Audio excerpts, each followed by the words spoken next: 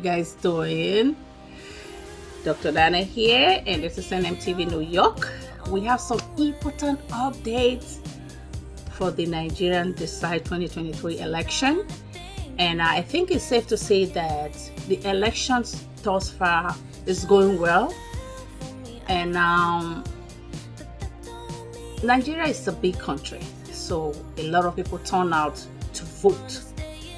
And I think that it's important for all of us to know that for us to know where we are going, we must be able to think about where we are coming from or where we have been. Nigerians have been through so much trauma. And I think the leaders that are coming up now all know that it's not going to be business as usual. So we have important updates of the election. They are now doing the collation of the ballots and all of that. And I think that it's better than most people thought. And that's because technology is now in place. People know their rights. The youth came out massively to vote. So I think we should just be open-minded, okay? We have to open up our mind to see what is going to go on, right? None of these leaders are free of corruption. All three of them are corrupt. It's just that some are more corrupt than the others, okay? If you think about Lagos, for instance, it's a safe place for almost everyone to live in, right? And we have the Anambra, and I don't know where Atiku is living, right? So let's just calm down and see what is going to happen. The thing that is very important here is that we as citizens, the citizens of Nigeria, need to know how to hold their leaders accountable. Enough of the babare bebake. Time has long passed now. So let's just all calm down and wait and see what is going to happen, who is going to emerge as the leader. We are hoping and praying that the best of the best of the best is the one that comes in. And once it comes in, and is going to get all the support that person needs to move the nation forward.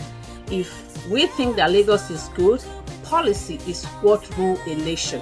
So the policy that is in place in Lagos can be applied to other states and of course to Nigeria in general.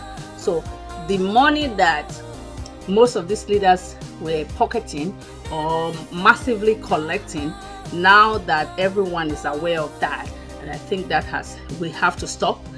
If not completely stop, being limited, then there will be policy in place that will now touch every citizenry in Nigeria. And that's how people in developed countries have social security, have an unemployment benefit. Nigeria is rich enough to be able to provide all of that to their citizens. So let's be hopeful and let's now watch and see what is going to happen. And going forward, we'll learn to hold our leaders accountable to what they promise that they are going to give the Nigerian people. So here it is. Who is the Chief Electoral Commissioner, Federal Republic of Nigeria, and who is also the Chief Returning Officer at the presidential election.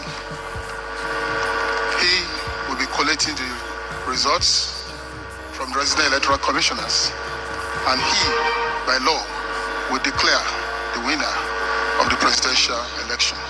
Mr. Jacobs Mwambegele is the chairman of the Electoral Commission of Tanzania. You're welcome, sir. A round of applause for him. We also have Mrs. Elsie Ngikembua, chairperson of the Electoral Commission of Namibia. Is Sharon? She's here to come. Mrs. Davidetta Lansana, chairperson of National Electoral Commission of Liberia. A round of applause for her, please. All the way from Liberia. We have Ba Isaka Sona, chairman of the Electoral Commission of Niger. You're welcome, sir. We also have Mr. Sakalafia, chairperson of the Electoral Commission of Benin. Welcome, sir. We have Mr. Elsie Oedraogo, chairman Electoral Commission Burkina Faso. Is he around? Maybe he'll soon join us. Also here in Nigeria, Mr. Mohamed Kone, chairman Electoral Commission of Sierra Leone. we have Mr. Aliu Muma Njai, Chairman Electoral Commission of Gambia. We also have in Nigeria Mrs. Jane Mensah, Chairperson, the Electoral Commission of Ghana. Maybe she will soon join us. It's my pleasure to also recognize together all the chairmen and secretaries of the 18 political parties here present and all the party agents that is here present. You are all welcome. With that, it's my pleasure and privilege to now invite the chairman of INEC to please make a few remarks. Honorable Chairman, sir. Okay, thank you very much. The Inspector General of Police, the national and international observers, members of the Diplomatic Corps, my colleagues, the chairmen of electoral commissions, of the various security agencies, the media, national and international, distinguished ladies and gentlemen, I welcome you all the to the noise that formal you're hearing opening is, I think, is a genset of the that they use to 2023 hold this important presidential event. So election with results this new collation administration center. coming in, I think all of this needs to As stop. some of Nigeria you needs to move are past aware, this. collation of presidential election result in Nigeria is done at 4 levels. After the conclusion of voting, counting and recording of results at the various polling units. The results are first tallied and collated at the 8,809 registration areas or wards. The collated ward level results are tallied and collated at the 774 local government areas nationwide and the Federal Capital Territory. The collated figures for each state and the Federal Capital Territory are finally collated here in Abuja, where the announcement of the outcome of the election will be made by the returning officer for the presidential election, who also doubles as the Chief Electoral Commissioner of the Federation at this venue. As we commence the concluding processes, it is my duty to explain the procedure and set the ground rules for the proceedings as follows. 1. All accredited agents, observers, the media, the diplomatic community, and security agencies should adhere to the sitting positions assigned to them. At the collation center, the scope shall be received by the collation secretariat, which shall organize the sequence of presentation, EC8D. When all the scopes have presented their results, the returning officer shall display the sealed copies of result sheets, EC8DA figures.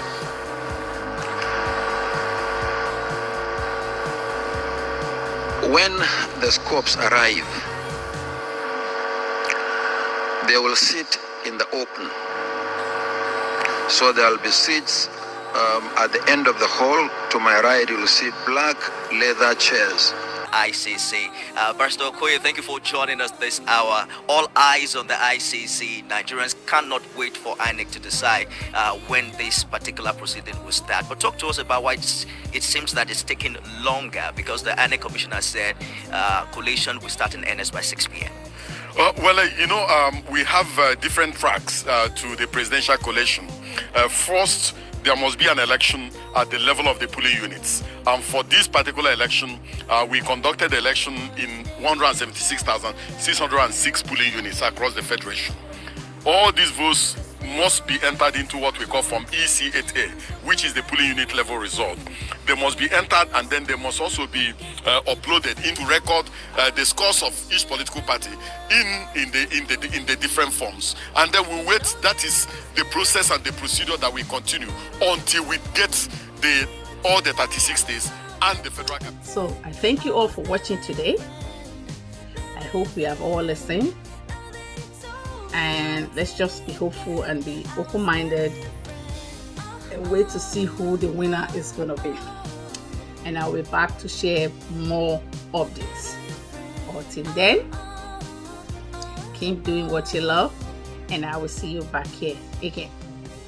Take care now, and bye.